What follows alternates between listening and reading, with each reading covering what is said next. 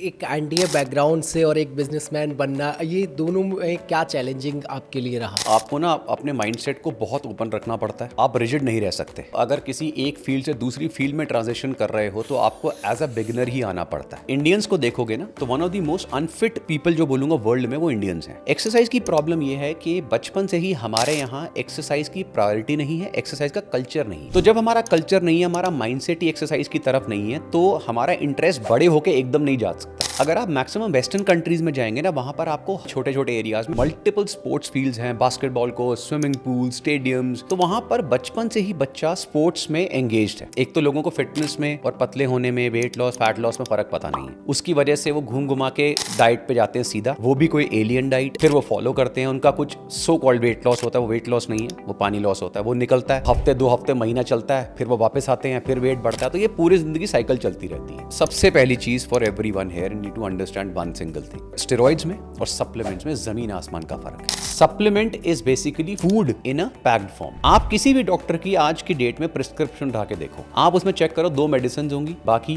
Multivitamin, prebiotic या probiotic के sachet. अगर प्रोटीन्स उसको देने हैं तो वो क्यों लिख रहा है? क्योंकि उसको पता है इसके साथ प्रॉब्लम इज न्यूट्रिशन। प्रोटीन का लिंक एक्सरसाइज से नहीं होता। प्रोटीन इज अ मैक्रोन्यूट्रिएंट जो हमारी बॉडी को चाहिए। उसकी limits national institute of nutrition उसने सेट करी हुई है कि एक इंडिविजुअल को 0.8 to 1 ग्राम पर केजी बॉडी वेट, इतना बेसिक प्रोटीन उसके सर्वाइवल के लिए चाहिए ही चाहिए दिन में।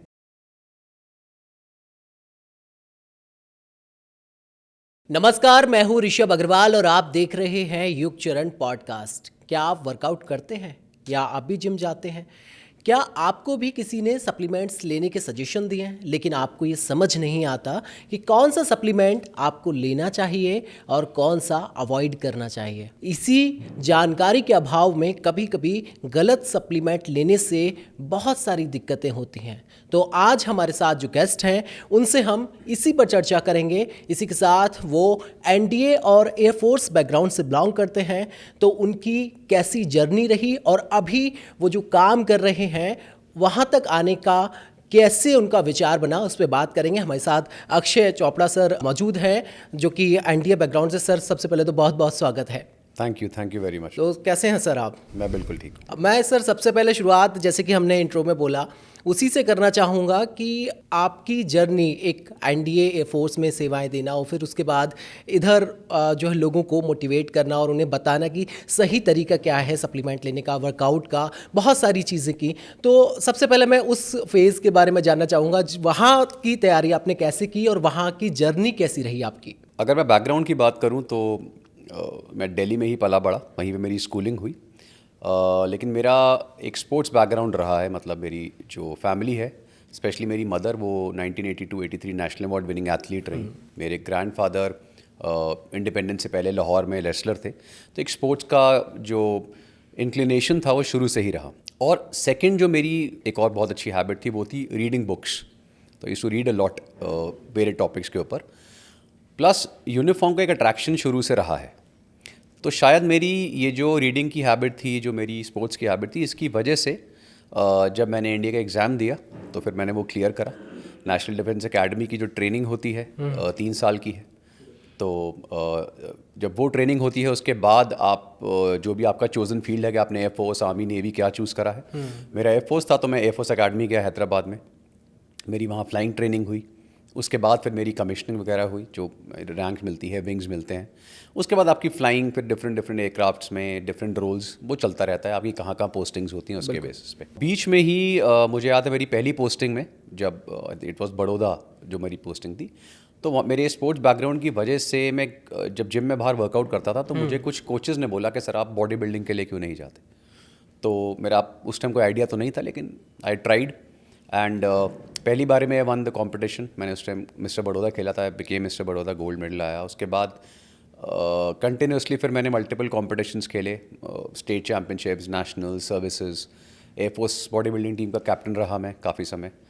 और यहीं से मेरी जो फिटनेस की एक जिसे बोलूँगा इंटरेस्ट था और ज़्यादा होने लगा, क्योंकि इतने सालों में स्पोर्ट्स और फिटनेस करने के बाद, body building, professional, track and field, सब चीज़ें करने के बाद एक चीज़ नज़र आई कि थ्योरेटिकली हमारी कंट्री में बहुत प्रॉब्लम्स हैं चीज़ों में। जब हम रीजनिंग की बात करते हैं, साइंस की बात करते हैं, किसी चीज़ के पीछे का वाई, हाउ, ये इसकी नॉलेज बहुत कम है।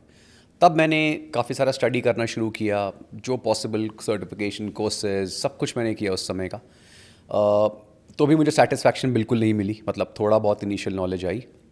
Then I started doing my independent research, multiple magazines, और उसके लिए मैंने वेबसाइट्स वगैरह के लिए ब्लॉग्स लिखे। I wrote lot of e books and तब थोड़ा मुझे समझ में आने लगा कि लोगों में मिथ्स बहुत ज़्यादा है। बट बीइंग इन एयरफोर्स आप सोशल मीडिया पे कुछ नहीं कर सकते, राइट? तो I think 2017 was a time जब बाहर आया था, तो उस समय मुझे ज़्यादा आइडिया नहीं था यूट्यूब वगैरह का कुछ भी। लेकिन जब मुझे पता लगा तो मैंने देखा कि बहुत सारी मिथ्स हैं जो लोग से सफ़र कर रहे हैं, क्योंकि मेरे अपने जिम्स थे, मेरे बिजनेस थे, लेकिन वहाँ पे तो मैं उनकी हेल्प कर पाता था। लेकिन जो मैं सोचता था हज़ारों लाखों लोग पूरी कंट्री में हैं, वो भी इन मिथ्स से सफ़र कर रहे हैं। तो तब मुझे यूट्यूब के बारे में पता लगा। वहाँ पे मैंने फिर अपना चैनल स्टार्ट किया, और वी आर स्टूपिड के नाम से चैनल है। इट्स क्वाइट फेमस, ठीक है। ऑलमोस्ट अगर मैं कंबाइंड बोलूँ तो सारे सोशल मीडिया प्लेटफॉर्म से ऑलमोस्ट मेरी 1 मिलियन प्लस फॉलोइंग है। एंड वो ग्रो करने लगा, एंड उसके थ्रू फिर मैंने लोगों की मिथ्स साइंस और रिसर्च के बेसिस पे सॉल्व करने की कोशिश करी। तो that's how the journey is. फिर मैंने अपने ब्रांड स्टार्ट करे। I run multiple companies now, बहुत सारे प्रोडक्ट्स हैं मेरे अंडर, फैक्ट्रीज हैं। सो दैट्स हाउ। तो एक एनडीए बैकग्राउंड से और एक बिजनेसमैन बनना, ये दोनों में क्या चैलेंजिंग आपके लिए रहा? बिल्कुल डिफरेंट फील्ड है। देखो, सबसे पहले तो ऋषभ ये बोलूँगा कि आपको ना अपने माइंडसेट को बहुत ओपन रखना पड़ता है। बिल्कुल। आप रिजिड नहीं रह सकते। आप अगर किसी एक फील्ड से दूसरी फील्ड में ट्रांजिशन कर रहे हो तो आपको एज अ बिगिनर ही आना पड़ता है। ऑफकोर्स एक रिस्पेक्ट लेवल है, एक सब कुछ है, वो मेंटेन करके। लेकिन जब मैं फौज से बाहर आया तो उस टाइम जो सिविल वर्ल्ड था मेरे लिए बिल्कुल न्यू था।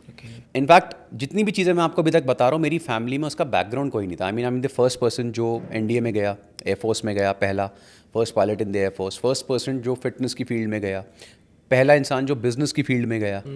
तो मुझे इस तरह से कोई गाइडेंस नहीं मिली, सब मुझे ही सीखना था, और मुझे पता था कि सीखना पड़ेगा। खुद ही मैंने सीखा, बहुत मतलब गलत चीज़ें भी देखी, बहुत लोगों ने गलत भी किया, but that is all part. मैं ये नहीं बोल सकता जैसे लोग आजकल वर्ड यूज़ करते हैं सोशल मीडिया पे, स्ट्रगल रही, ये रहा, ऐसा नहीं है। This is how life is. उसके बाद देन आई हैव बीन, अभी रिसेंटली जब बिजनेस स्टार्ट करा तो अभी रिसेंटली बिजनेस वर्ल्ड 40 अंडर 40 का अवार्ड मुझे मिला, और भी अवार्ड्स मिले। I been featured in magazines and all.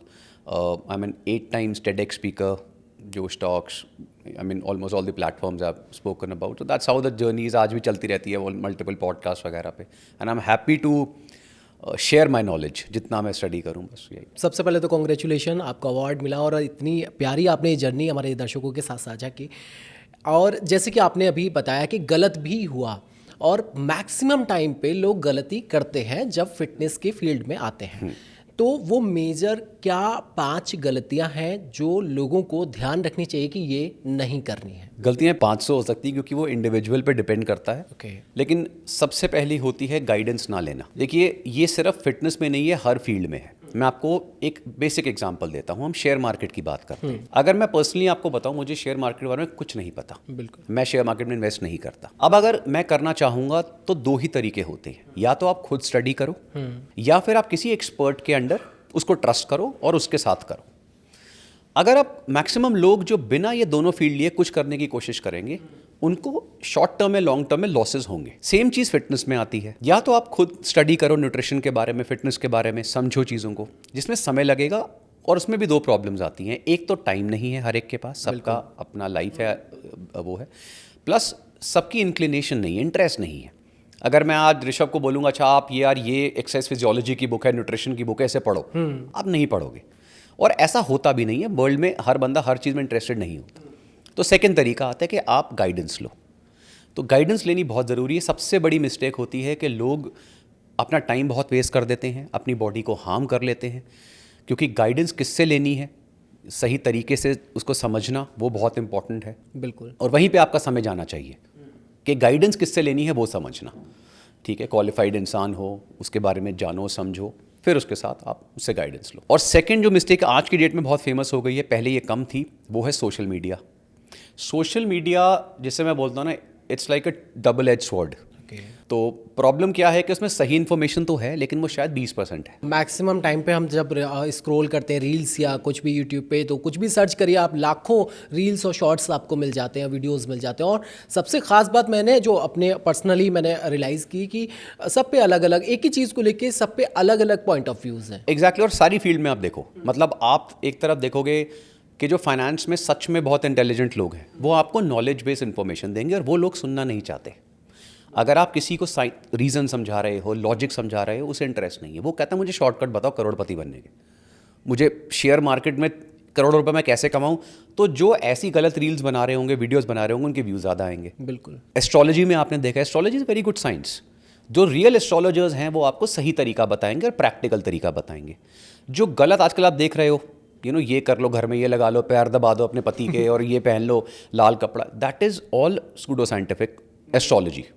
Similarly fitness की फील्ड है, ये फील्ड बहुत इन डेप्थ और साइंटिफिक फील्ड है। जो भी चीज़ मैं या कोई भी इंडिविजुअल बोल रहा है उसके पीछे रिसर्च होती है, स्टडीज़ होती हैं, एविडेंस होता है, प्रैक्टिकल एक्सपीरियंस होता है, बहुत सारी चीज़ें आती हैं। लेकिन सोशल मीडिया पे प्रॉब्लम क्या है कि जिस तरह से बाकी फील्ड्स हैं वैसे इसमें भी लोग आपको मिसगाइड करने के लिए बहुत सारे बैठे।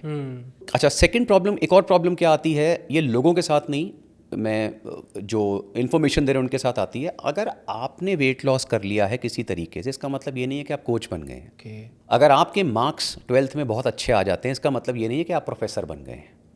Simple answer. उसके लिए अलग क्वालिफिकेशंस हैं, उसके लिए अलग स्टडीज़ होती हैं। इसलिए सबसे इंपॉर्टेंट चीज़ होती है कि जब भी आप सोशल मीडिया पे किसी भी जगह पे आपको इन्फॉर्मेशन लें, उसके पीछे रिसर्च क्या है, रीज़न क्या है, साइंस क्या है, वो होना बहुत ज़रूरी है। बिकॉज सोशल मीडिया नेगेटिव चीज़ों को बहुत ज़्यादा प्रमोट करता है, सारी सूडो साइंटिफिक इन्फॉर्मेशन को, तो वो फैलती बहुत जल्दी है। तो लोगों को लगता है, अच्छा, फिर जिन लोगों को समझ नहीं आता वो कुछ भी मान लेते हैं, कुछ भी मान लेते हैं। जो थोड़े पढ़े लिखे दिमाग लगाते हैं वो कंफ्यूज हो जाते हैं कि यार ये सही है कि ये सही है। ठीक है, तो ये चीज़ डिसाइफर करना आजकल थोड़ा सा मुश्किल हो रहा है, राइट।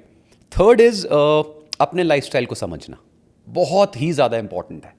इन सारी चीज़ों से ज़्यादा इंपॉर्टेंट ये है, हम किसी भी इंफॉर्मेशन को जब सोशल मीडिया से बिना सोचे समझे कॉपी पेस्ट करते हैं, हम ये भूल जाते हैं कि हम एक अलग इंडिविजुअल हैं। हमारी अपनी साइकोलॉजिकल और फिजियोलॉजिकल प्रॉब्लम्स हैं, हमारे emotional stresses, financial stresses, life के चैलेंजेस बिल्कुल अलग हैं, हमारी जॉब पैटर्न्स, हमारे सोने का समय, हमारे बिल्कुल अलग है। तो चीज़ें उस हिसाब से प्लान करनी होती हैं। अगर आप किसी का शेड्यूल या कोई चीज़ अपने पे अप्लाई करेंगे बिना सोचे समझे, तो फिर आप सफ़र करेंगे। तो ऐसे और भी बहुत सारे चैलेंजेस हैं जो हर एक इंडिविजुअल फेस करता है। जो लोग वर्कआउट नहीं करते हैं और जो लोग वर्कआउट करते हैं, दोनों में क्या डिफरेंसेस होते हैं और क्या क्या चैलेंजेस होते हैं, जिससे कि मैं इसलिए भी सवाल ये पूछ रहा हूँ कि बहुत सारे लोग सिर्फ मेंबरशिप लेते हैं लेकिन एक दिन 2 दिन जाने के बाद वो वर्कआउट नहीं करते। तो कितना चैलेंजिंग होता है उनके लिए लाइफ में आगे बढ़ना और फिज़िकली एक्टिव होना। जो लोग एक्टिव रहते हैं, वर्कआउट करते हैं, वो और जो नहीं करते, उनमें क्या फ़र्क रहता है? ये कोई लोगों में नहीं है, नेशनल प्रॉब्लम है। आप इंडियंस को देखोगे ना, तो one of the most unfit people जो बोलूँगा वर्ल्ड में, वो इंडियंस हैं। अब हम इसमें कोई देशभक्ति वाली बात नहीं आती, हमें कई चीज़ों में अपने को डिफेंड नहीं करना है, हमें उसे रियलिटी से एक्सेप्ट करना है। अभी रिसेंटली पोल्यूशन का वो बहुत फेमस हो रहा था केस, जब ब्रायन जॉनसन उठ के चला गया था, तो ही वॉज, कई लोगों ने उसको नेगेटिव लिखा। मैंने कहा हर जगह पे नेगेटिव नहीं करना होता, ही वो बिल्कुल सही है और आपको एक्सेप्ट करना पड़ेगा। इंडिया में ये प्रॉब्लम है, तभी सॉर्ट आउट करेंगे। हमारी रोड्स टूटी पड़ी हैं, गड्ढे हैं, जैम्स लगे हैं, हमें एक्सेप्ट करना पड़ेगा। सेम चीज़ फिटनेस के साथ आती है। इंडियंस एक्सट्रीमली अनहेल्दी और अनफिट हैं, हमारे डाइट पैटर्न्स गलत हैं, हमें एक्सेप्ट करना पड़ेगा, तभी उसे सही करेंगे। एक्सरसाइज की प्रॉब्लम ये है कि बचपन से ही हमारे यहाँ एक्सरसाइज की प्रायोरिटी नहीं है, एक्सरसाइज का कल्चर नहीं है। अगर आप मैक्सिमम वेस्टर्न कंट्रीज़ में जाएंगे ना, वहाँ पर आपको हर एक, जिसे बोलूँगा मोहल्ला बोलोगे या उसमें बोलोगे, एरिया में, छोटे छोटे एरियाज़ में, वहाँ पे मल्टीपल स्पोर्ट्स फील्ड्स हैं, basketball court, swimming pool, stadiums, tennis courts, volleyball coach. तो वहाँ पर बचपन से ही बच्चा स्पोर्ट्स में एंगेज्ड है, ठीक है। और बिकॉज वो इसमें एंगेज्ड है, तो बड़े होकर जब वो ओलंपिक लेवल पे उस एज में पहुँचते हैं, तो उनको इतनी एक्सट्रीम प्रैक्टिस ऑलरेडी मिल चुकी होती है, अनलाइक इंडियंस की जो प्रॉब्लम्स आती हैं, बेसिक फैसिलिटीज़ नहीं है। तो जब हमारा कल्चर नहीं है, हमारा माइंडसेट ही एक्सरसाइज की तरफ नहीं है, तो हमारा इंटरेस्ट बड़े होकर एकदम नहीं जा सकता। बिल्कुल। अब प्रॉब्लम ये होता है कि मैक्सिमम लोगों की, जब मुझे लोग कहते हैं यार हमारे पास टाइम नहीं है, मैंने कहा ऐसा नहीं है, अभी आपकी प्रायोरिटी नहीं है। जिस दिन आपके ऊपर आफत आएगी, प्रॉब्लम आएगी, उस दिन अपने आप टाइम निकलेगा। अपने आप टाइम निकला है। और मैं लोगों को ये भी कहता हूँ कि सडनली आप, जैसे अगर आपने 12th में साइंस ली तो आप ये नहीं सोचेंगे कि मुझे तो नासा में जाना है, मुझे तो इसरो साइंटिस्ट बनना है। ऐसा नहीं है। अभी आपने स्टार्ट करा है, स्लोली स्लोली कंसिस्टेंटली चलोगे तो अपने आप चीज़ें ठीक होने लगेंगी। आप सीधा सोचते हो कि यार इतने दिन मुझे इतना कुछ करना पड़ेगा, ऐसे नहीं है। Slowly slowly. एक वर्ड जो सबसे इंपॉर्टेंट आता है डाइट और न्यूट्रिशन में, इररिस्पेक्टिव, वो है कंसिस्टेंसी। आप चाहे छोटा करो, स्लो करो, कम करो, लेकिन कंसिस्टेंट कर रहे हो ना, अपने आप चीज़ें एक शेड्यूल में आ जाएंगी, आपकी हैबिट डेवलप हो जाएगी। अगर आज आप कोई भी इंडिविजुअल सुबह ब्रश नहीं करता, उसे कैसा फील होगा? चाहे प्रॉब्लम कुछ ना हो रही हो, लेकिन उसे पूरे दिन इनएडिक्वेट, गंदा सा फील होगा, यार क्या किया मैंने, है ना। वो क्यों? क्योंकि हमारी एक हैबिट ओवर द ईयर्स बन गई है। जब किसी की फिटनेस की हैबिट बन जाती है तो अगर वो 1-2 दिन मिस कर देता है ना, उसकी लाइफ से कुछ मिसिंग होने लगता है। अब उस स्टेज पे आने में आपको टाइम लगता है, इसलिए कंसिस्टेंसी। तो इनिशियली आपको डिसिप्लिन में फोर्स करना पड़ता है अपने को, उसके बाद फिर चीज़ें चलती हैं। तो आपका कहने का मतलब है कि वर्कआउट हर आदमी के लिए बेहद ज़रूरी है। एक बड़ी फेमस लाइन है जो पता नहीं लोग क्यों मिस कर रहे हैं, और ये खासकर उन लोगों के लिए जिनको लगता है न्यूट्रिशन से सब कुछ हो जाएगा। ऐसा नहीं है। ह्यूमन बॉडी बैठकर कम खाने के लिए नहीं बनी है। ये लाइन याद रखना आप। हमारी बॉडी बनी है एडिक्वेट खाने के लिए और मूव करने के लिए, एक्सरसाइज करने के लिए, चलने के लिए। बिल्कुल। और जिसमें मल्टीपल, चलना एक पार्ट है और भी सारी एक्टिविटीज़ आती हैं, ठीक है। और हमारे यहाँ लोगों ने ये वाला पार्ट भूल गए हैं। एक तो लोगों को फिटनेस में और पतले होने में, वेट लॉस, फैट लॉस में फ़र्क पता नहीं है। उसकी वजह से वो घूम घुमा के डाइट पे जाते हैं सीधा, वो भी कोई एलियन डाइट, फिर वो फॉलो करते हैं। उनका कुछ सो कॉल्ड वेट लॉस होता है, वो वेट लॉस नहीं है, वो पानी लॉस होता है। वो निकलता है, हफ्ते 2 हफ्ते, महीना चलता है, फिर वो वापस आते हैं, फिर वेट बढ़ता है। तो ये पूरी ज़िंदगी साइकिल चलती रहती है। जब तक उन्हें नॉलेज नहीं होती है, सही गाइडेंस नहीं मिलती, तब ये साइकिल ब्रेक होती है। अभी एज ग्रुप के हिसाब से हम बात करते हैं। एक 20 साल का पर्सन है, मेल फीमेल कोई भी, एक 30 के आसपास, 30-35 के आसपास का है, और एक है 40 प्लस का, 40-45 का। इन तीनों ने कभी आज तक वर्कआउट नहीं किया। टेक इट 60-70 ऑल्सो, 50, 60, 70 तक जिन्होंने वर्कआउट नहीं किया है, अब वो एज वाइज कैसे स्टार्ट करें? एक सही तरीका क्या है? ये जितने भी इंडिविजुअल्स हैं, मैं इनको, क्योंकि इनमें भी बहुत सारी चीज़ें आती हैं कि इंडिविजुअल में कोई मेडिकल प्रॉब्लम तो नहीं है, कोई स्ट्रक्चरल इशू तो नहीं है, कोई स्केलेटल प्रॉब्लम तो नहीं है। अगर ये सारे नॉर्मल इंडिविजुअल्स हैं, राइट, सबके लिए एक्सरसाइज और डाइट उसी तरह स्टार्ट होगी जिस तरह होती है। एक्सरसाइज के जो प्रिंसिपल्स हैं वो एज के हिसाब से चेंज नहीं होते, राइट। वो चेंज होते हैं आपके लेवल के हिसाब से। अभी आपने जैसे, अब आप बिगिनर हो, यानी ये सारे बिगिनर्स हैं, ये एज में बिगिनर्स हैं।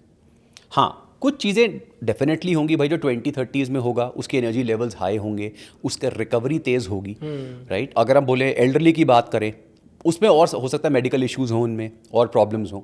ये चीज़ें हम कंसिडर डेफिनेटली करेंगे। लेकिन जब हम जिम के अंदर एंटर करते हैं, हम एक्सरसाइज शुरू करते हैं, तो सारे बेसिक्स वही आते हैं सबके लिए। बिल्कुल स्लो से स्टार्ट करना, step by step. Generally better रहेगा अगर आप बिगनर हैं, नहीं पता, तो कोच की गाइडेंस के अंदर, ठीक है। और उसके बाद प्रोग्रेस करना। प्रोग्रेस करना बहुत इंपॉर्टेंट है, जो लोग भूल जाते हैं। जिम में जाना इंपॉर्टेंट नहीं है, प्रोग्रेसिव ओवरलोड जिसे हम कहते हैं, प्रेसिव प्रिंसिपल होता है, ये करना बहुत इंपॉर्टेंट है सभी एजेस सबके लिए, ठीक है। Not age, even genders, male female दोनों के लिए, ठीक है।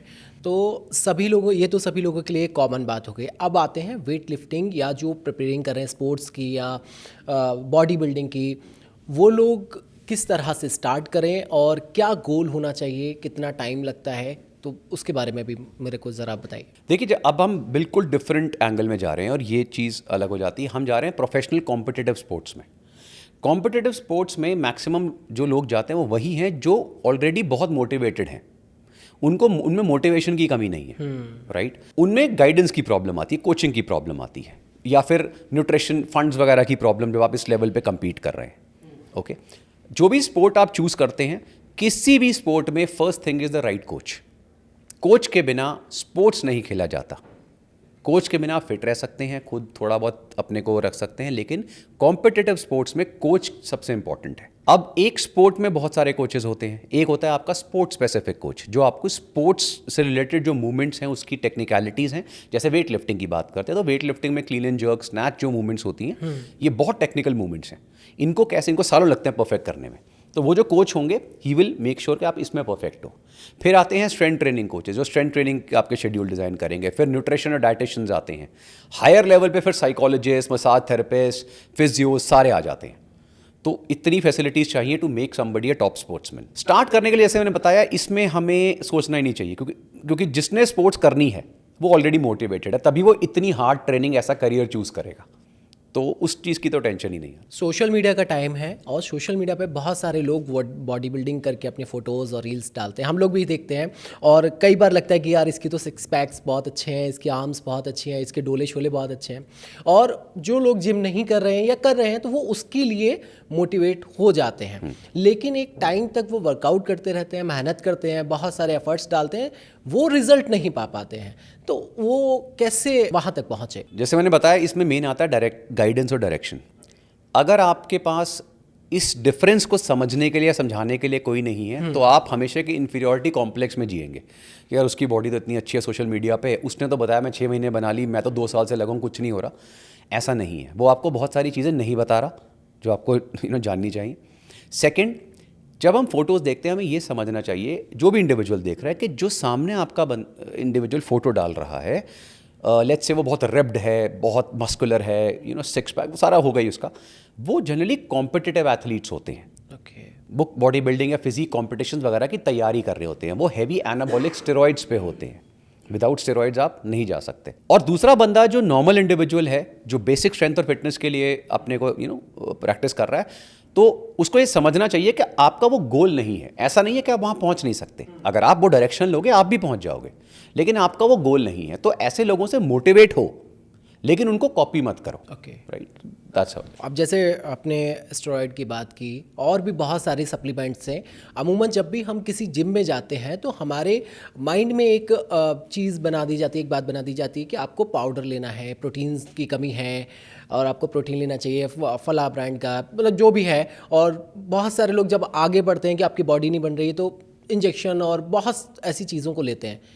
क्या लेना चाहिए या नहीं लेना चाहिए? सबसे पहली चीज़ for everyone here need to understand one single thing. Steroids में और सप्लीमेंट्स में ज़मीन आसमान का फ़र्क है।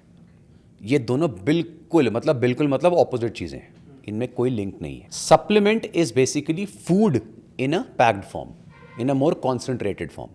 और ये टर्मिनोलॉजीज अनफॉर्चुनेटली इंडिया में यूज़ होती है, इसलिए लोगों के दिमाग में गलत इन्फॉर्मेशन जाती है। हमारे यहाँ प्रॉब्लम क्या है, अगर हमें नॉलेज नहीं है ना, या हमारे को किसी फील्ड के बारे में नहीं पता, तो हम ये नहीं बोलेंगे हमें नहीं पता, या मैक्सिमम लोगों को लगता है कि हमें सब कुछ आता है। फॉर एग्जाम्पल, अब मैं किसी से, एक तो ये वर्ड हम गलत यूज़ करते हैं, पाउडर लेना, ये दिस इज ऑल बिल्कुल illiterate language. We should not use these words. Let's be knowledgeable, understand. हम बात करते हैं सप्लीमेंट की। सप्लीमेंट वर्ड का मतलब होता है additional to the diet, supplementing something. हम क्यों लेते हैं सप्लीमेंट्स और आज की डेट में इतने इंपॉर्टेंट क्यों हो गए हैं? आप किसी भी डॉक्टर की आज की डेट में प्रिस्क्रिप्शन उठा के देखो, स्पेशली जो नॉर्मल बीमार हुए लोग, उनकी प्रिस्क्रिप्शन 20% या 30% मेडिसिन होंगी, बाकी सारे सप्लीमेंट्स हैं। इंडियंस को ये समझ नहीं आता कि डॉक्टर अगर उस पर लिख रहा है तो वो सारी मेडिसिन नहीं होती हैं बिकॉज डॉक्टर ने लिखी है। आप उसमें चेक करो, 2 मेडिसिन होंगी या 3 मेडिसिन होंगी, बाकी मल्टीविटामिन, प्रीबायोटिक या प्रोबायोटिक के सैशेज, विटामिन डी, और अगर प्रोटीन्स उसको देने हैं तो वो भी। वो क्यों लिख रहा है? क्योंकि उसको पता है इसके साथ प्रॉब्लम इज न्यूट्रिशन। कि मेडिसिन से ठीक हो जाएगा, लेकिन उसके बाद लाइफ को ठीक करने के लिए, अंदर सिस्टम्स के लिए न्यूट्रिशन चाहिए, तो वो आपको लिख देते हैं। यही चीज़ें अगर आपको कोई और इंडिविजुअल बोलेगा तो आप बोलोगे यार ये तो सप्लीमेंट दे रहा है, ये तो पाउडर है। ऐसा नहीं है। लेट्स से पाउडर की बात करते हैं, मैं वे प्रोटीन की बात करता हूँ। सबसे common form of protein, world में सबसे सेफेस्ट फाइनेस्ट प्रोटीन जो ह्यूमन बॉडी के लिए बना है, that is way protein. World में किसी भी प्रोटीन को मेजर वे प्रोटीन से करा जाता है। मैं सॉलिड प्रोटीन्स की भी बात कर रहा हूँ, क्योंकि वे प्रोटीन इतना फाइन, इतना प्योर होता है कि छोटे बच्चे, बेबीज, बेबी फूड्स, छोटे बच्चे, एल्डरली, प्रेग्नेंट वुमेन, स्पोर्ट्समैन, सबको वे प्रोटीन दिया जाता है और डॉक्टर्स ही रिकमेंड करते हैं। ठीक है, बाकी तो कर ही रहे हैं। प्रॉब्लम आता है फेक सप्लीमेंट्स की, जैसे फेक मेडिसिन की प्रॉब्लम है। अब यहाँ पर आपको केयरफुल रहना पड़ेगा कि जहाँ से आप चीज़ें ले रहे हैं वो कंपनी बहुत अच्छी है, क्वालिटी स्टफ है, टेस्टेड है, सर्टिफाइड प्रोडक्ट्स हैं, फिर कोई प्रॉब्लम नहीं। आपको मेडिसिन में भी ऐसा केयरफुल रहना पड़ेगा। सेम चीज़ होती है। जैसे प्रोटीन्स की बात कर रहा हूँ, 70, it's a clear research, figures हैं ये, almost 70% plus urban rich Indians are protein deficient. Normal Indians की तो बात ही नहीं कर रहा हूँ, जिनका पैसा है, सब कुछ है। वो क्यों? क्योंकि हमारे यहाँ पे न्यूट्रिशन की नॉलेज नहीं है। प्रोटीन डेफिशिएंसी इंडिया में वर्ल्ड में सबसे ज़्यादा, सबसे प्रेवलेंट कंट्री है जहाँ पे बहुत ज़्यादा डेफिशिएंसी है। उसका रीज़न आता है हमारी डाइट पैटर्न्स जो प्राइमरली वेजिटेरियन है और सीरियल बेस्ड डाइट्स हैं, तो क्वालिटी प्रोटीन और क्वांटिटी ऑफ प्रोटीन नहीं मिल पाता। जब लोगों को पता लगता है, अच्छे डाइटिशियंस को, डॉक्टर्स को, कि भाई इसको मैं दूंगा, ये इतना खा नहीं पाएगा। लाइफस्टाइल ऐसा नहीं है, आजकल डेट में आप 2-2 घंटे तो जैम में फंसे हुए हैं, तो आप कहाँ से, मैं आपको बोलूँगा ये मील्स में ये खाना है, ऐसे खाना है, ऐसे खाना है, आप नहीं खा पाएंगे। तो हम क्या करते हैं, कन्वीनियंस के लिए उसकी जगह सप्लीमेंट ऐड कर देते हैं। कैसे? फॉर एग्जाम्पल मैं आपको बोलूँगा ऋषभ, आपको दिन में 4 अंडे खाने हैं, और बोलोगे यार ये तो बड़े हैवी हो जाएंगे, पहली चीज़। सेकेंड, यार गर्मी भी हो सकती है बॉडी में। अच्छा, थर्ड, अगर वेजिटेरियन है वो तो वैसे ही ख़त्म हो गया। अच्छा, उसके बाद बनाएं कैसे, कहाँ लेके जाएं? तो मैंने आपको बोला एक काम करो, इसकी जगह 1 स्कूप वे प्रोटीन पानी में ले लो।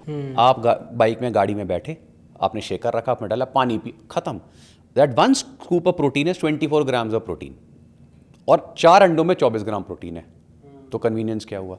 और वो जो प्रोटीन मिला, जितना फैट आ रहा है, सब चीज़ आ रहा है, वो कुछ नहीं है, उसमें प्योर प्रोटीन है। तो इससे कन्वीनियंस, तो सप्लीमेंटेशन आज की डेट में इंपॉर्टेंट हो गई है for convenience.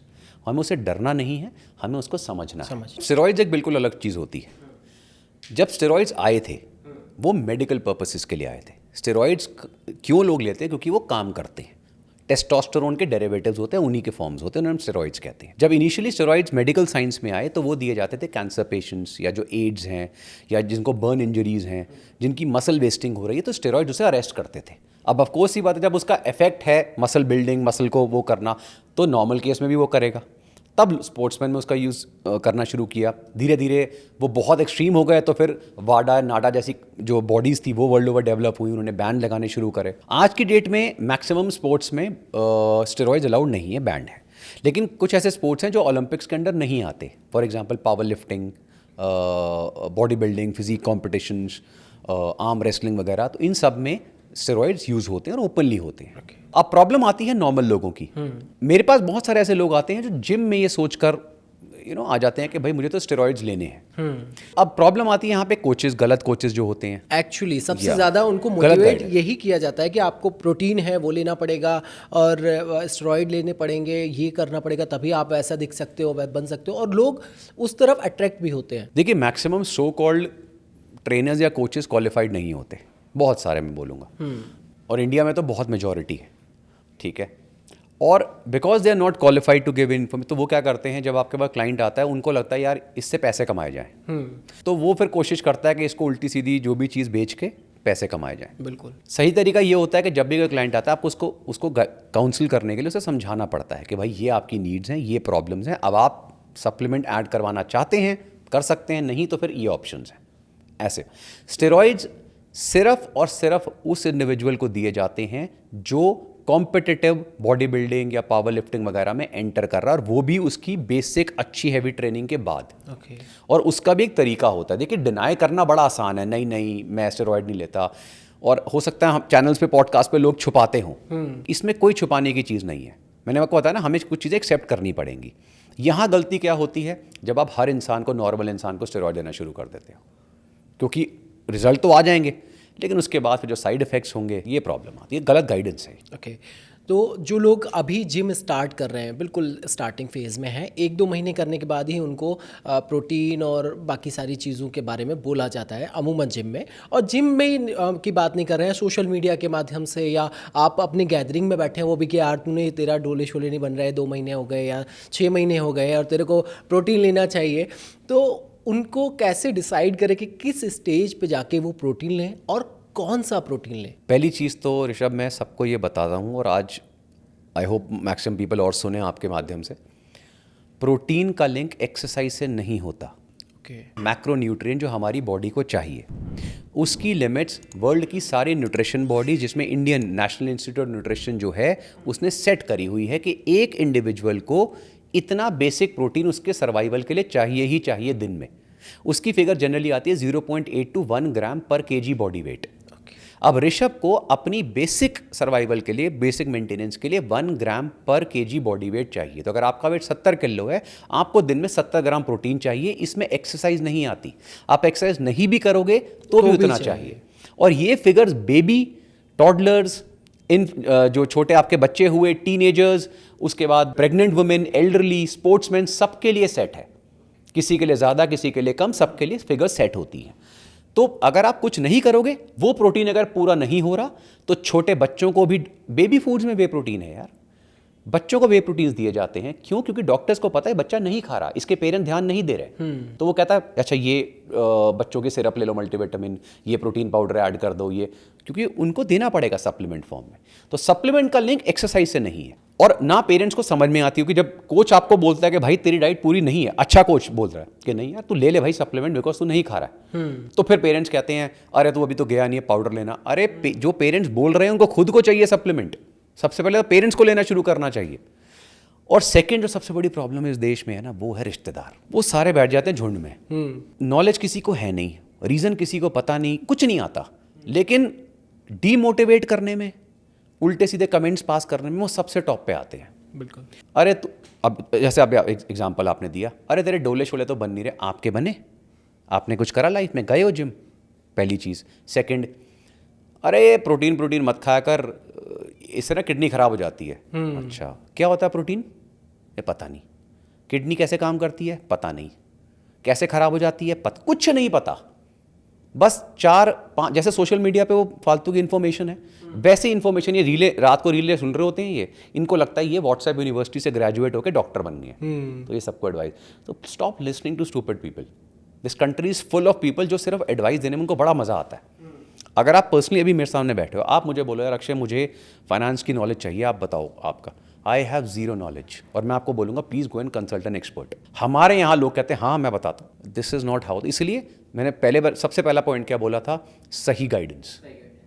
Don't listen to people, यहाँ से सुनो निकाल दो। अच्छा, सही प्रोटीन का चुनाव कैसे करें? कंपनीज, ठीक है, प्रोटीन्स जब होते हैं उनकी जो वे प्रोटीन्स होते हैं, एक्सट्रैक्शन प्रोसेस तो सेम है, लेकिन डिफरेंस आता है क्योंकि वे प्रोटीन बहुत कॉस्टली होता है।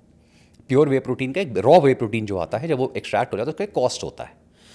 तो चाहे वो इंडिया में बन रहा है या बाहर बन रहा है, बेसिक क्वालिटी वे प्रोटीन मिल जाता है, लेकिन कंपनीज क्या करती हैं प्रॉफिट मार्जिन्स के लिए, क्योंकि हमारी इंडियंस को एक और प्रॉब्लम है, सस्ता। और मैं हर बार ये कहता हूँ, अच्छी चीज़, जिस कंट्री में 150 करोड़ पॉपुलेशन है वहाँ पर आपको अच्छी चीज़ सस्ती नहीं मिल सकती। अगर खाने की प्योर चीज़ आपको सस्ती मिल रही है नॉर्मल से, वो खराब है। घी का एक क्लासिक एग्जांपल है, घी है, शहद है, प्योर चीज़ें बता रहा हूँ। हम सब जानते हैं सस्ता और महंगा, अच्छे क्वालिटी में क्या डिफरेंस। तो प्रोटीन्स का भी सेम है। वे प्रोटीन के एक्सट्रैक्शन का एक प्राइस होता है। पहले तो वे प्रोटीन का एक छोटा बताता हूँ होता क्या है, काफ़ी लोगों को पता नहीं रहता। छाछ पिए हम सब ने, या हमने दही का पैकेट खोला ऊपर पानी होता है, या जब हम पनीर बनाते हैं तो पानी निकलता है, वो वे प्रोटीन है। वो प्रोटीन का सबसे प्योर सोर्स है, लेकिन जितना अमाउंट ऑफ पानी हमें चाहिए पाउडर बनाने के लिए वो बहुत ज़्यादा होता है, इसलिए वो कॉस्ट बहुत करता है, क्योंकि कॉन्सेंट्रेटेड फॉर्म आ गया। आपने हंड्रेड्स ऑफ लीटर्स को स्प्रे करा, उसके बाद इतना सा पाउडर निकला, इसलिए कॉस्ट बढ़ जाता है, लेकिन वो बहुत प्योर है और सबसे फास्ट एब्जॉर्बिंग बॉडी में। ठीक है, किसी भी पेशेंट को मैक्सिमम डॉक्टर्स वे प्रोटीन देते हैं क्योंकि बहुत जल्दी एब्जॉर्ब होता है। ओके, अब जब वे प्रोटीन की बात करते हैं तो मैक्सिमम कंपनी, जो अच्छी कंपनीज हैं, वो प्योर वे प्रोटीन्स 2 तरीके से देती हैं। एक आपको, अच्छा फॉर्म्स भी होते हैं बट बेसिक समझा रहा हूँ। एक होता है जो रॉ, कि हमने जैसा आया वैसा पैक करके दे दिया, ऊपर लिखा होगा रॉ, ठीक है। सेकंड वो आपको देंगी विद फ्लेवर्स, अच्छी क्वालिटी के फ्लेवर्स। किसी ने बोला मुझे चॉकलेट फ्लेवर चाहिए, थोड़ा सा मीठा करने के लिए चीनी मत डालो भाई, स्टीविया जो प्लांट बेस्ड स्वीटनर्स है वो ऐड कर दो। तो बहुत अच्छी कंपनीज है जो हाई क्वालिटी मल्टीपल तरह के सप्लीमेंट्स बना रही हैं। लेकिन इनमें सबसे इंपॉर्टेंट आता है टेस्टिंग्स। इंटरनेशनली और नेशनली बहुत ऐसी अच्छी बॉडीज़ हैं जो आपके सप्लीमेंट्स को प्रॉपरली सरप्राइज टेस्ट करती हैं कि इसमें बैंड सब्सटेंस तो नहीं है, हैवी मेटल्स तो नहीं है, पेस्टिसाइड्स तो नहीं है, सबसे इंपॉर्टेंट चीज़ अमीनो स्पाइकिंग तो नहीं है। प्रोटीन्स को सस्ता बनाने के लिए जो अमीनो एसिड्स होते हैं सस्ते मार्केट में मिलते हैं, वो भर दिए जाते हैं। अब वो टेस्ट कराने पर अमीनो एसिड ही आएंगे, प्रोटीन आएगा, लेकिन लोगों को नहीं पता कि असली प्रोटीन तो निकाल दिए। तो वो भी टेस्ट होते हैं कि अमीनो स्पाइक तो नहीं है। तो जिन कंपनीज ने ये टेस्ट कराए हुए हैं, आप उन कंपनीज के पास जाएंगे तो यू विल 100, ऐसी हैं ब्रांड्स हैं, आप चेक करोगे ये मिल जाएंगे आपको। एक मिथ है कि आप जब तक प्रोटीन खा रहे हैं और एक्सरसाइज कर रहे हैं तब तक आपके डोले शोले बने हुए हैं, और जब आप प्रोटीन लेना बंद कर देते हैं, प्रोटीन इनटेक पाउडर फॉर्म में लेना बंद कर देते हैं, वे प्रोटीन या रॉ प्रोटीन जो है, तो आप वापस से 1 महीने 1.5 महीने में वापस वैसे ही हो जाएंगे जैसे हैं। ये मिथ है या इसके पीछे कुछ साइंटिफिक रीज़न है? ये मिथ नहीं है, ये 100% फैक्ट है, लेकिन इसको बताया इस तरह जाता है जैसे ये कोई दुनिया की अलग ही फैक्ट है। Let me ask you a counter question. Rishabh, आपके पास 12th में कौन से सब्जेक्ट्स थे? PCM, PCM। अगर मैं आपको आज मैथ्स और केमिस्ट्री का कोई फिजिक्स का क्वेश्चन पूछूं 11-12 से, आपको सारा याद है? नहीं, क्यों नहीं याद? अभी बहुत टाइम हो चुका है, हमने वो छोड़ दिया। बिल्कुल। अगर आज आप लेट्स से आप फिजिक्स के प्रोफेसर होते तो फिजिक्स की सारी चीजें याद होती हैं आपको, ज्यादा ही होती। वाई? बिकॉज आपने लाइफ लॉन्ग वो प्रैक्टिस करते रहे, कंसिस्टेंसी बरकरार रहती है। अगर आज आप जिस जॉब में हो वो छोड़ दो, आपको लाइफ लॉन्ग सैलरी आती रहेगी? नहीं। तो सेम चीज यहां पे आती है। एक्सरसाइज या दुनिया में कोई भी चीज परमानेंट नहीं होती। फिजिकल एक्टिविटी एक्सरसाइज में एक सिंपल फॉर्मूला होता है जिसे हम कहते हैं यूज इट और यू विल लूज इट। अगर आप एक्सरसाइज करना बंद कर दोगे तो एक पर्टिकुलर टाइम के बाद आपकी जो मसल्स हैं वो लूज होने लगेंगी और नॉर्मल उसमें आ जाएंगी, और अगर बिल्कुल ही बंद कर दोगे तो फर्दर लूज होने लगेंगी, जो एल्डरली लोगों के साथ होता है जो एक्सरसाइज नहीं करते। 40 के बाद वो और लूज होनी शुरू हो जाती है, फिर प्रॉब्लम्स होती है। तो exercise is a part of your life, you can't just leave it and से के। इसलिए एक्सरसाइज ये नहीं है कि मैंने 20 साल में करी, 30 साल में। आप वेस्टर्न कंट्रीज में जाओ, 80 साल 90 साल के लोग जिम में स्ट्रेंथ ट्रेनिंग कर रहे हैं। एक्सरसाइज को लाइफ का पार्ट बनाना पड़ता है। तो ये गलत नहीं है कि छोड़ दोगे तो हो जाए। क्वेश्चन है छोड़ क्यों दोगे? एक्सरसाइज कोई महीने की चीज़ थोड़ी है, 1 साल की चीज़ थोड़ी है, ये तो लाइफ का पार्ट है। तो प्रोटीन इंटेक भी बराबर लेना पड़ेगा। प्रोटीन इंटेक को इस तरह मत देखो। मैंने क्या बताया, आपकी रिक्वायरमेंट है 1 ग्राम पर केजी बॉडी वेट की, ज़्यादा डिपेंडिंग ऑन एक्टिविटी। तो 1 ग्राम पर केजी बॉडी वेट अगर आप रेगुलर प्रोटीन ले रहे हो, चाहे वो फूड या सप्लीमेंट दोनों से ले रहे हो, कोई प्रॉब्लम नहीं है। जहाँ पे प्रोटीन डेफिशिएंसी आएगी और लंबे समय तक चलेगी, वहाँ पे प्रॉब्लम्स होंगी। ओके, तो बहुत सारे लोग हैं जो फूड के माध्यम से लेते हैं नेचुरल वे में। उनका मानना है, जिसमें मैं भी आता हूँ, कि मुझे सप्लीमेंट कोई नहीं चाहिए, मुझे प्रोटीन पाउडर भी नहीं चाहिए, मैं नेचुरली अपने जो भी हमारी प्रकृति ने दिए हैं उनसे मैं अपना प्रोटीन इंटेक पूरा करूँगा। क्या ये पॉसिबल है? बिल्कुल पॉसिबल है, लेकिन मैं हमेशा एक क्वेश्चन पूछता हूँ, I will design a diet for you जिसमें ये सोर्सेज आपके आएंगे नेचुरल सोर्सेज से, ठीक है? डिपेंडिंग ऑन कितना पॉसिबल है, क्योंकि इसमें भी इंडिविजुअल्स आते हैं। कोई कहता है मैं वीगन हूँ, तो भाई जो बेसिक मिल्क वगैरह वो भी हट गया, तो बहुत चैलेंजिंग हो जाता है। कर सकते हैं लेकिन चैलेंजिंग हो जाता है। वेजिटेरियंस में थोड़ा कम है लेकिन फिर भी चैलेंजिंग है, नॉन वेज में हो जाता है, राइट? लेकिन अब क्वेश्चन आता है कि क्या करंट लाइफस्टाइल के साथ जो मैं चीज़ें दूंगा आप वो करोगे? ये क्वेश्चन आता है। हम प्रैक्टिकल लाइफ भूल जाते हैं। देखिए, हम 16वीं शताब्दी में या 8वीं शताब्दी में नहीं रह रहे हैं, हम बहुत मॉडर्न लाइफस्टाइल जी रहे हैं, बहुत बिजी लाइफस्टाइल है। हमारे को मल्टीपल तरह के स्ट्रेसेस हैं, हमारे को अपने सर्वाइवल के लिए काम करना है, कमाना है, बहुत बिजी लाइफ है।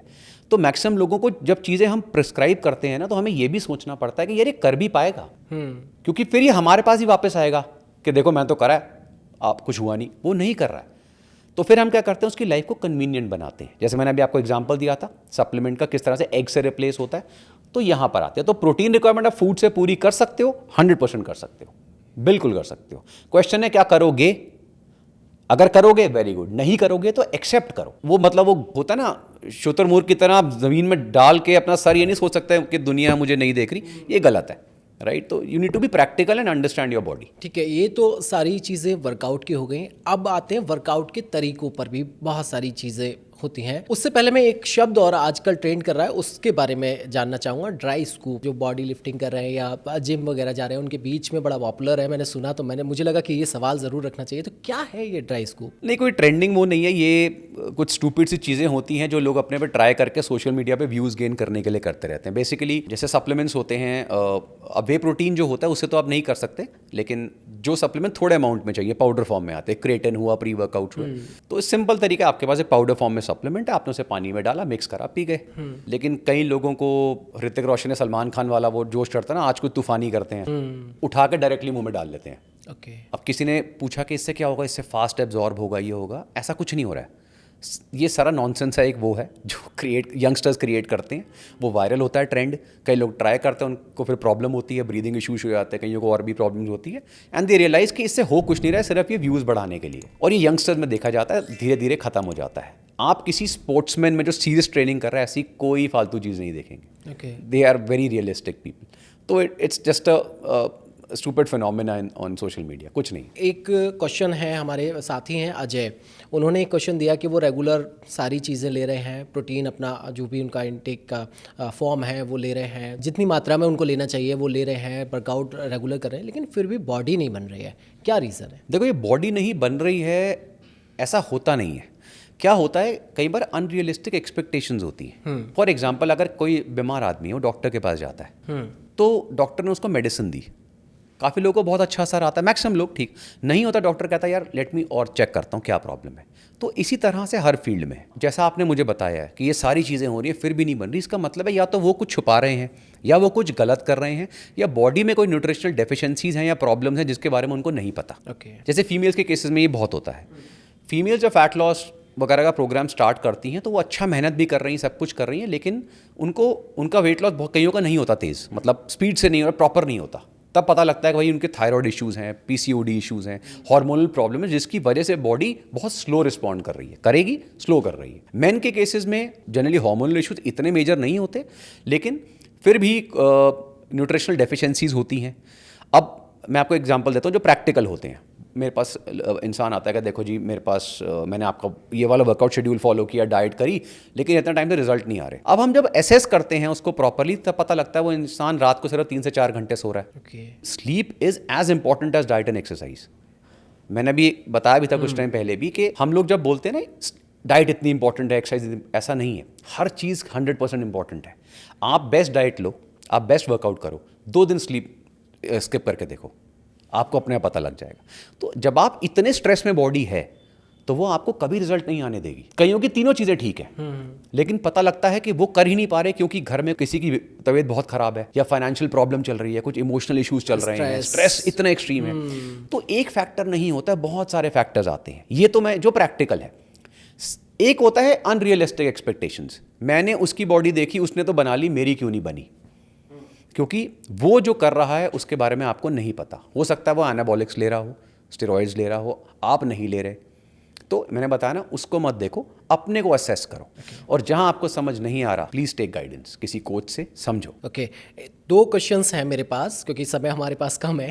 पहला क्वेश्चन है कि ये मिथ है या फैक्ट है कि कहा जाता है कि आप सप्लीमेंट ले रहे हैं तो आपकी किडनी ख़राब हो जाएगी या लंग्स पे इफेक्ट आएगा या बॉडी के किसी पार्ट पे इफेक्ट आ सकता है, हो सकता है कि सेक्सुअली आपको कुछ प्रॉब्लम्स हो जाएं। तो ये कितना सही है या इसके पीछे कुछ साइंटिफिक रीज़न है? इस मिथ को स्प्रेड करने वाले अनफॉर्चुनेटली हमारी कंट्री में डॉक्टर ज़्यादा हैं, बाकी लोग स्प्रेड करते हैं लेकिन डॉक्टर ज़्यादा हैं। उसका 2 रीज़न है। एक प्रॉफिट मोटिव। एक क्वेश्चन अगर उनसे पूछा जाए क्या मेडिसिन या एलोपैथिक मेडिसिन से ज़्यादा साइड इफेक्ट किसी को होते हैं, लेकिन आप क्यों देते हो? बिकॉज उसको रिक्वायरमेंट है। क्लीन सप्लीमेंट्स के बारे में डॉक्टर्स भी जानते हैं, फॉरगेट अबाउट हार्म। और ये कोई मैं अपनी मर्जी से नहीं बोल रहा हूँ, ये मैं चैलेंज के साथ बोल रहा हूँ। जितने सप्लीमेंट्स के बारे में डॉक्टर्स मुझे बोल रहे हैं कि इससे ये हो जाता है, मैं उनसे पूछता हूँ मुझे कोई प्रूफ तो दिखाओ। रिसर्च स्टडीज़ हैं, this is what you study, clinical trials हैं, रिसर्च स्टडीज़ हैं आपके पास? नहीं। आप किस बेसिस पे बोल रहे हो? वो किस बेसिस पे बोल रहे होते हैं कि काफ़ी सारे, जैसे इंडिया में प्रॉब्लम बाकी चीज़ों के साथ है, फेक सप्लीमेंट्स। आपने बिना सोचे समझे गलत जगह से सस्ती चीज़ों के चक्कर में आपने फेक सप्लीमेंट्स ले लिए। उसमें जब फेक होगा तो अंदर गलत चीज़ों की मिलावट होगी, जिसमें स्टेरॉइड्स भी ऐड हो सकते हैं। जैसे देखा ना, मेरठ में पकड़े गए डब्बे, दिल्ली में यहाँ पकड़े गए, वो सारी फेक फैक्ट्रीज हैं। अगर आप उनको हटा दो, वो तो मेडिसिन भी हैं, लेकिन अगर सही क्वालिटी सप्लीमेंट्स आप ले रहे हो तो फिर कोई चांस ही नहीं है कि ये प्रॉब्लम हो। और इस पे स्टडीज़ बहुत क्लियरली अवेलेबल हैं, सालों की स्टडीज़ हैं। एक क्वेश्चन और है, प्री वर्कआउट एक ये शब्द है जिसको लेकर बहुत सारे प्रोडक्ट मार्केट में अवेलेबल हैं। वर्कआउट से पहले इसको लेना चाहिए, अब किस तरीके से लेना चाहिए, बहुत सारे मिथ और फैक्ट्स भी हैं इसको लेके। बहुत सारे लोग प्री वर्कआउट के नाम पे बहुत सारी अलग चीज़ें लेते हैं, जिसमें कॉफ़ी आती है कि आपने एक पाउच खोला, गर्म पानी में मिक्स किया और पी लिया, वो प्री वर्कआउट का काम करता है। क्या सही है ऐसा करना या प्रॉपर प्री वर्कआउट लेना चाहिए?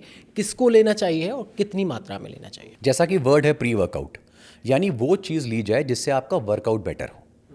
ये 3 पार्ट में डिवाइड होता है जनरली। 2 पार्ट इंपॉर्टेंट है, तीसरा हर एक को ज़रूरत नहीं, लेकिन स्ट्रेंथ ट्रेनिंग में ज़रूरत पड़ जाती है। पहला पार्ट होता है एनर्जी, वो आएगी खाने से। जो भी हम खाना खा रहे हैं, कार्बोहाइड्रेट स्पेशली हम ले रहे हैं, ठीक है, वो आपको एनर्जी देंगे। अब अगर आप शाम को वर्कआउट कर रहे हो तो जनरली लंच वगैरह काफ़ी होता है, नहीं तो आप कोई बनाना या स्वीट पोटैटो, राइस, जो भी आप रोटी वोटी जो भी आप थोड़ा बहुत खाया, एनर्जी मिली, फ्रूट वगैरह, आपको एक पार्ट कवर हो गया। सुबह भी सेम चीज़ हुई, कन्वीनियंस से जो मिला। सेकेंड पार्ट आता है फोकस और एनर्जी। जब आप शाम को लेट से वर्कआउट कर रहे हैं, सुबह कर रहे हैं, सुबह आप स्लीपी स्टेज में होते हैं, अभी उठ के गए हैं, शाम को आप थके हुए आ रहे हैं, तो आपको जगाने के लिए सबसे इंपॉर्टेंट क्या चीज़ मिलेगी? कैफीन। कैफीन का सबसे सिंपल सोर्स क्या है और अच्छा सोर्स बॉडी के लिए? कॉफ़ी। तो आपने क्या करा, एक बनाना लिए, कॉफ़ी ली, यू आर रेडी। मैक्सिमम लोग। कई लोग कहते हैं कि नहीं, हमारे को और इफेक्ट्स आते हैं जिसमें हम एंड्योरेंस की बात करते हैं, पंप की बात करते हैं, जो हैवी लिफ्ट्स कर रहे हैं, तो फिर उनके लिए डिफरेंट कंपोनेंट्स आते हैं, जहाँ जैसे सिट्रुलिन मैलेट हुआ, बीटा एलेनिन है, टायरोसिन है, कुछ न्यूट्रोपिक्स ब्रेन सप्लीमेंट्स होते हैं, अल्फा जीपीसी, रोडियोला, साइंस है पूरी है, वो फिर अलग है। तो जो प्री वर्कआउट सप्लीमेंट बनता है उनमें जनरली ये सारे कंपोनेंट्स को ऐड करा जाता है। अब यहाँ पे सबसे बड़ी प्रॉब्लम आती है घटिया क्वालिटी के प्री वर्कआउट्स, और उनमें इनमें प्रॉब्लम नहीं है, ये जो मैंने आपको नाम बताए, उनमें प्रॉब्लम है प्योरली कैफीन में। जो सबसे तेज आपको असर देता है और जो सबसे ज़्यादा इमीडिएट बूस्ट देता है वो कैफीन है, और सबसे सस्ता केमिकल कंपाउंड जो मार्केट में मिलता है, जिसे वर्ल्ड का चीपेस्ट ड्रग कहते हैं, वो कैफीन है। कॉफ़ी में या किसी और लिक्विड में वो रेगुलेटेड अमाउंट में है, लेकिन सप्लीमेंट फॉर्म में आप उसे बहुत हाई अमाउंट में ऐड कर सकते हो। अब मैंने ऐसे बहुत सारे प्री वर्कआउट्स हैं, बहुत मैं बिल्कुल मना करता हूं लोगों को, वो ड्रग्स से भी बुरा काम करते हैं। बहुत अच्छे प्री वर्कआउट्स भी हैं जिसमें कैफीन लिमिटेड अमाउंट में है और उनको पता भाई इससे ऊपर नहीं। कुछ कंपनीज ने क्या करा कि ऐसी तैसी लोगों की, हमें तो उनको हाई देना है। मैंने ऐसे प्री वर्कआउट देखे जिसमें एक स्कूप में लेट्स से 450 से 500 mg कैफीन है।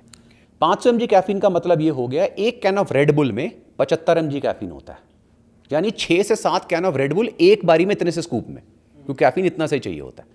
ठीक है, अब जिस इंसान ने कुछ दिन ऐसा प्री वर्कआउट ले लिया, उसे हाई तो मिलेगी, लेकिन बिकॉज इट्स अ ड्रग तो बॉडी आपकी यूज टू हो जाएगी। फिर उस प्री वर्कआउट के बिना आप वर्कआउट कर ही नहीं पाओगे, डिपेंडेंट हो गए, और कुछ टाइम बाद वो भी आपको असर करना बंद कर देगा।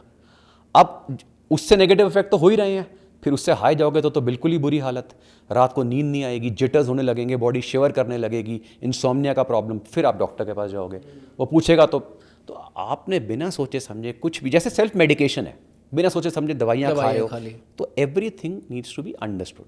तो प्रॉब्लम प्री वर्कआउट्स की नहीं है, प्रॉब्लम इज राइट, किसको क्या चाहिए। सर, आपने तमाम जानकारियां हमारे दर्शकों के साथ साझा की और ये मिथ और फैक्ट्स को समझाया, और सही तरीका क्या है सप्लीमेंट लेने का और कितना ज़रूरी है ये लेना, ये आपने बताया। Thank you so much for coming and share this knowledge to our viewers. Thank you Rishabh, thank you for having me. तो हमारे साथ थे अक्षय चोपड़ा सर, जिन्होंने बताया कि किस तरह से सप्लीमेंट लेना ज़रूरी है और कितनी मात्रा में लेना चाहिए, कौन सा लेना चाहिए और किसको लेना चाहिए। इसमें जो मिथ थे और जो साइंटिफिक रीज़न थे, फैक्ट्स थे, वो भी उन्होंने साझा किए। इसी के साथ फिलहाल इस पॉडकास्ट में इतना ही। आप अगला पॉडकास्ट किस विषय पर देखना चाहते हैं, किस सब्जेक्ट पर देखना चाहते हैं, कमेंट बॉक्स में ज़रूर बताइए, और ये वीडियो उन लोगों को ज़रूर भेजिएगा जो बोलते हैं सप्लीमेंट्स लेने से ये होता है या वो होता है। उनको ज़रूर बताइएगा एक्चुअल सप्लीमेंट लेने से क्या होता है। मेरा नाम है ऋषभ अग्रवाल, नमस्कार।